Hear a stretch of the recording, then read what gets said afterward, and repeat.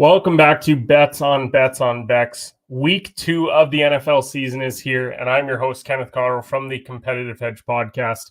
I'm joined today by my co-host of the show, Walker Bailey. Walker, how are we doing today? I know you had a good college football day yesterday with Ole Miss picking up a big win. Yeah, I did, and then despite their best effort, South Carolina still covered +6, and then got had Toledo +10.5, went outright on the road at Mississippi State, 41-17. So that was a shock. But anytime a 10.5 point dog from the MAC goes to an SEC school and wins by 3 or 4 scores. But yeah, it was a smaller card yesterday, and we did really well. So looking forward to today, which I think is going to be kind of a similar theme. Probably the 3 bets I make today on the show, maybe the only 3 I make all day. So this is a bit of a tougher card, I think, than we're used to for week 2. And I think a lot of it has to do with how some of those games went last week, like whether it was the Patriots upsetting the Bengals, Jags melted down against Miami. Like there was a lot of results in there that were probably a bit surprising for some people. The New Orleans blowout with Carolina is another one.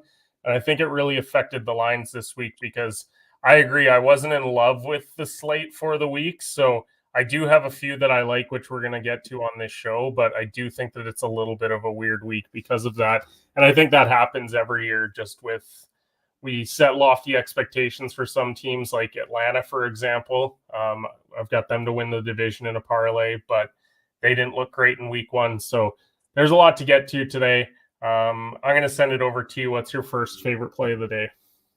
yeah, so we'll go to Houston. I'm playing Houston -6 over the Bears. I just think, last week Chicago didn't score an offensive touchdown. I think with rookie quarterbacks, there's always a learning curve.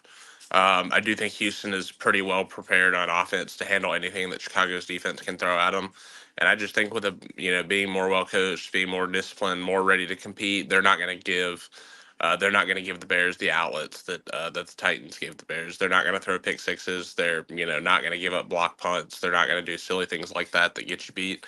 And I think as long as Houston plays sound football, I think this should be a relatively easy cover.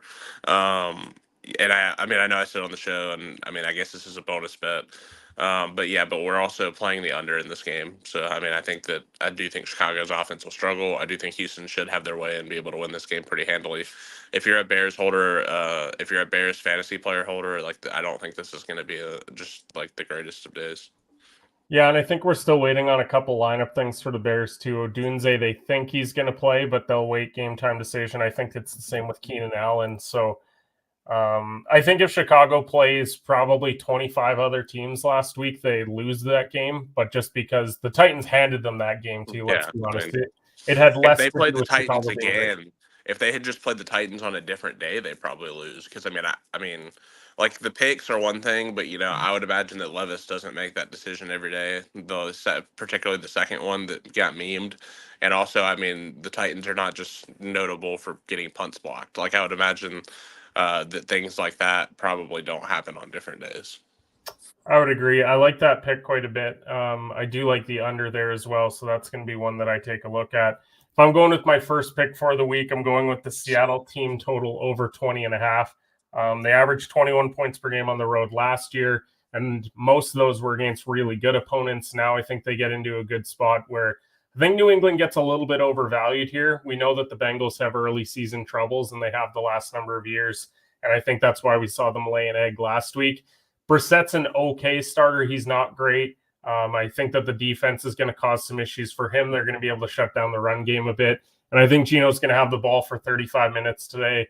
21 points to me seems very doable. They put up 26 against a decent Denver defense last week. So I just think that New England aren't very good. I think they're getting a little bit overvalued here, and that's why we're seeing this number of just 20.5. So I really like Seattle's weapons. I know Kenneth Walker's not in today, but Charbonnet is a really good backup. So I think it's a good spot. What do you think of it? Yeah, no, I like them. I like them. You could play that, or you could play the spread. I think either one is live. Like Yeah. I do think the Seahawks are gonna handle New England today, even with all the cross country travel. I do think selfishly, I'm hoping for good days from the Seahawks receivers. I'm a JSN fantasy holder, Yeah. so I would like him to play well. I do think that this is a good matchup for him theoretically. I think that some of those against the Pats, some of those second and third receivers are going to eat, and while I do think that Charbonnet may not rack up a ton of yards, I do think there's a pretty decent chance he's in the end zone. Um, on a red zone plunge. So I like it. I think that they win. I think they win fairly easily.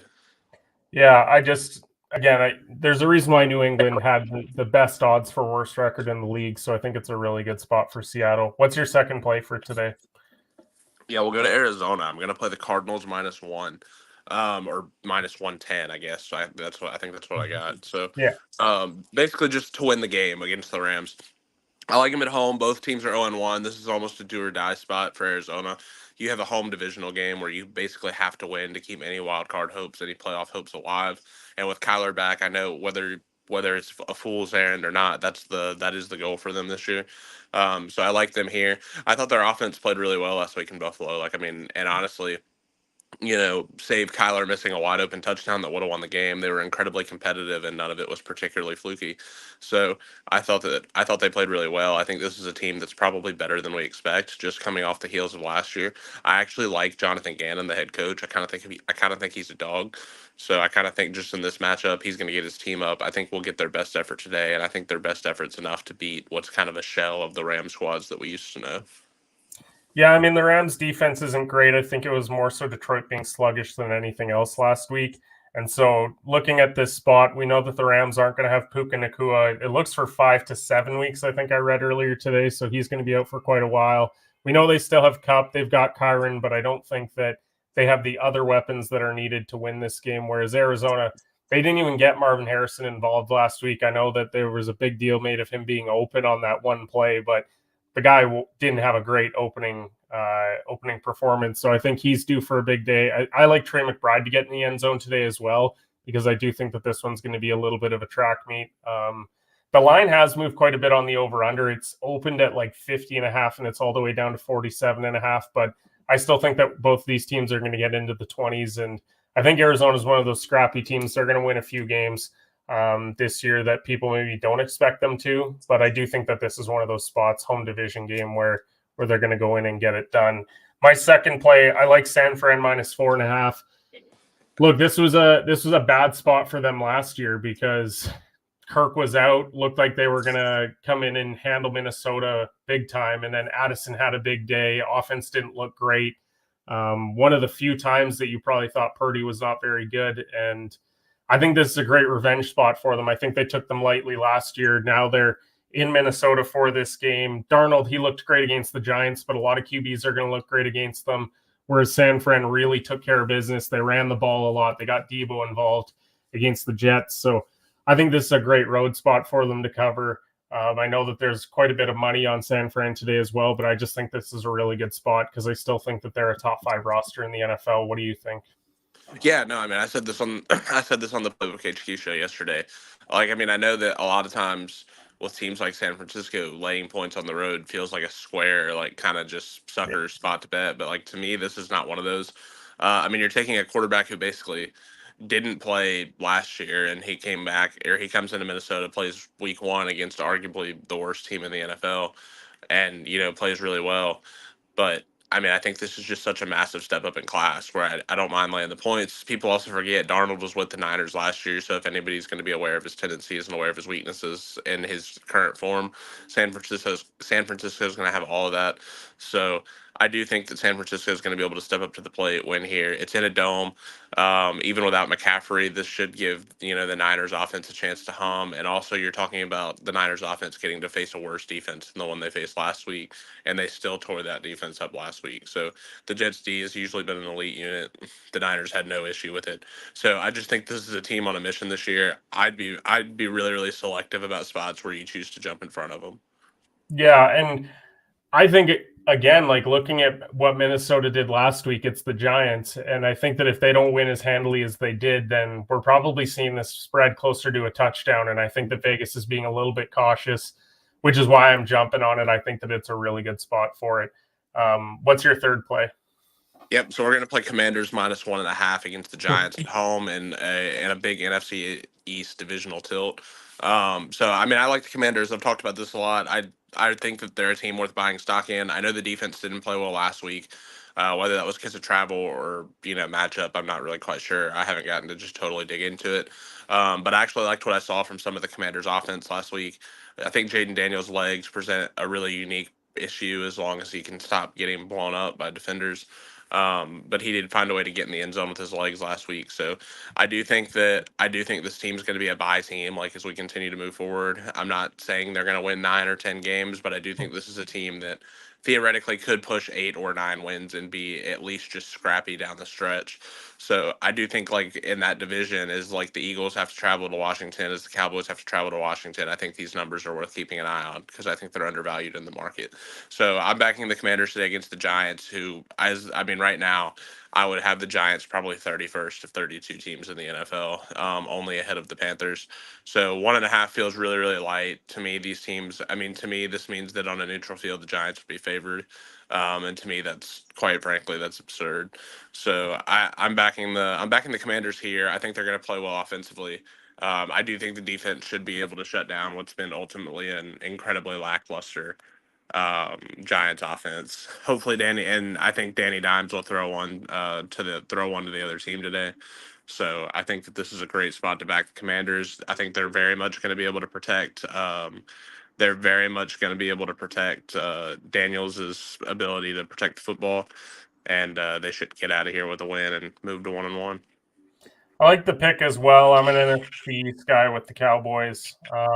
Daniels wasn't spectacular last week, but his defense also gave up 37. I don't think that's going to be the case today. The Giants are incapable of scoring 37 points on anyone, I think, right? If they give up 37 today, I'll sell all my stock and stop buying. Unfortunately, the stock will have plummeted big Yeah, time on that.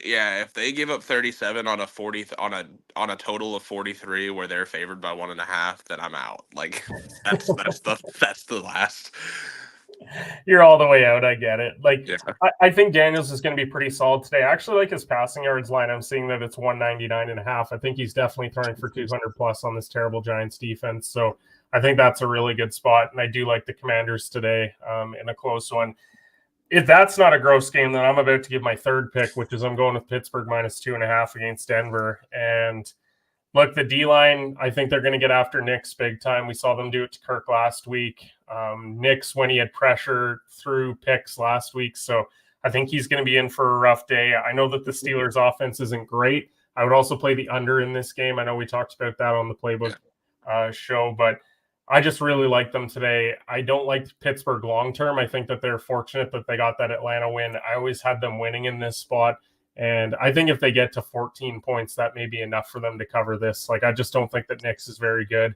And I think that we're going to see him really struggle against that Pittsburgh defense. And they've been leaning on that defense for years. And we know You could totally see a similar score as last week with their game where like they could win 18-10, cover, the under still comes home comfortably. Like you're not even like you don't sweat the under.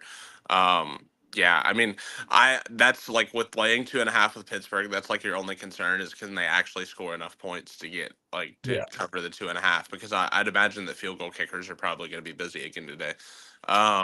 I think you just hope you turn Knicks over like he did last week. You turn Knicks over a few times and get good advantageous field position, and then the defense just pins their ears back and eats, which is kind of what they do. Yeah, So I'd be looking at Pittsburgh defensive touchdown today. Like I think that they're going to get some points from them. If they don't get in the end zone, then they're going to pick them off like deep in Denver's end, and then maybe Najee punches it in or Fields. But I do think that defense is really going to wreak some havoc today. So that's why I really like Pittsburgh in this spot. I know going to Mile High, everyone kind of gets a little sheepish because you're going to play there, but I just think Denver's bad, and I think that everyone knows it. And TJ Watt, he really wants defensive player of the year. I think that's pretty evident with how he played week one, and we could see a similar performance here this week. So we got to give a quick shout out to Betalytics as well, the official sports betting software of the Off the Ball Network. Use code OTBN for 25% off. A lot of game bets, player props, touchdown scorers. We're about 40 minutes here from kickoff of the early slate. So be sure to go and check them out at betalytics.com to get all of your sports betting needs. Use that promo code as well. Walker, we were 4-2 last week. Let's hope to go 6-0, 5-1 this week. We'll get back on track and keep it rolling this season. We'll be back next Sunday, probably same time, to go through our bets for the card. Check out the Off the Ball Network socials as well. We're going to be posting our cards over there. But we appreciate everyone who tuned in to Bets on Bets on Bets, and we'll see you guys next Sunday.